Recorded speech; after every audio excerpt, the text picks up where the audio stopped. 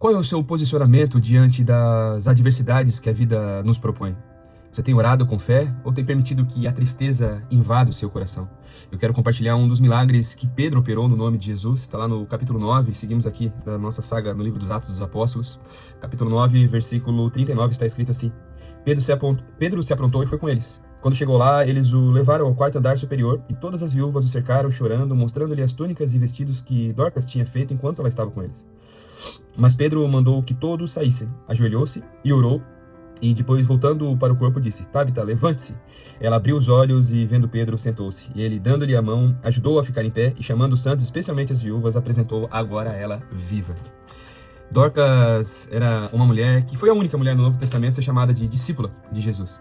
Essa mulher era uma mulher que fazia boas ofertas, tecia ali suas túnicas, entregava para as viúvas, o modelo, o arquétipo de pessoas mais necessitadas na época das escrituras bíblicas aqui. Em um determinado dia, essa mulher, fruto de uma enfermidade, ela vem a óbito e as pessoas ficam muito tristes ao ver aquela mulher que fazia tanto bem para eles ali em meio àquela situação. Quando eles lembram que Pedro estava próximo ali da cidade onde o fato estava ali acontecendo, eles chamam logo de imediato o apóstolo Pedro e assim ele chega diante dessa mulher ali em óbito e acontece essa cena que eu compartilhei com você nesses versículos.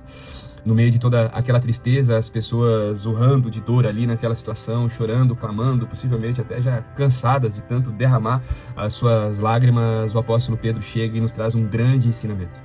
Por vezes as lágrimas e a tristeza e o nosso coração ali pesado, sofrendo as dores das circunstâncias que de alguma forma nós somos assim experienciados ao longo das nossas vidas, eles não serão suficientes para resolver a situação. Todo mundo, ou melhor, a sabedoria popular diz que tudo se resolve com uma noite de choro. Eu tenho que discordar desta afirmação mesmo, que embora seja um conhecimento popular. O apóstolo Pedro chega diante da situação e a primeira coisa que ele faz é ficar a sós com esta pessoa, se colocar prostrado, ajoelhando-se, orou e depois voltou para o corpo e disse: levante-se. O apóstolo Pedro conhecia quem poderia resolver esta situação. O apóstolo Pedro conhecia pessoalmente a pessoa de Jesus e sabia que somente a oração poderia sim fazer esta mulher voltar à vida.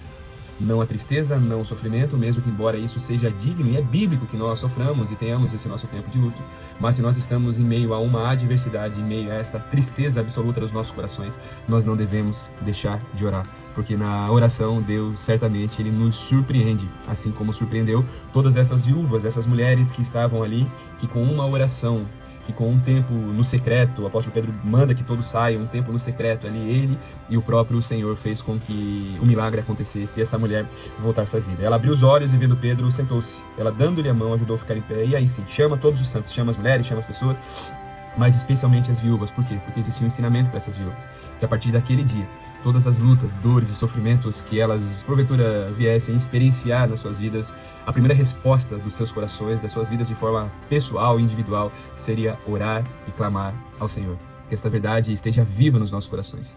Que a partir de hoje nós oremos, façamos a nossa oração de fé, assim como o Tiago fala lá na sua carta, e certamente o Senhor não somente responderá, mas corresponderá à nossa ação e à nossa atitude em total obediência e principalmente dependência do Senhor.